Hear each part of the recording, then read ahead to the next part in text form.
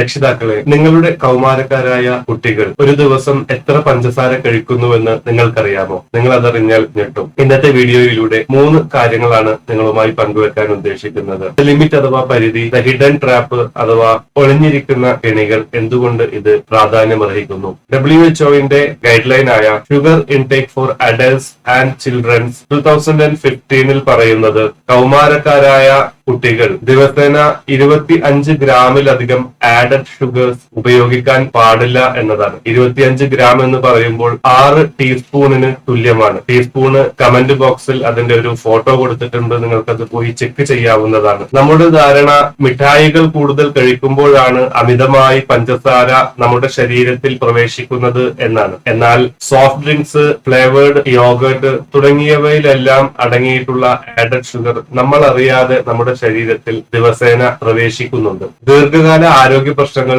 Poor digestion, low energy, mood swing എന്നിവയ്ക്കെല്ലാം കാരണമാകുന്നത് കൊണ്ടാണ് നമ്മുടെ അടിയന്തര ശ്രദ്ധ കൗമാരക്കാരുടെ ആഹാരശീലങ്ങളിലേക്ക് തിരിയണമെന്ന് ഞാൻ പറയുന്നത്. നിങ്ങളുടെ മക്കൾ അമിതമായി ഷുഗർ ഉപയോഗിക്കുന്നവരാണോ? കമന്റ് ചെയ്യുമല്ലോ, എനിക്കറിയാൻ ആഗ്രഹമുണ്ട്. നിങ്ങളുടെ സംശയങ്ങൾ കമന്റ് ചെയ്യാവുന്നതാണ്. Thank you.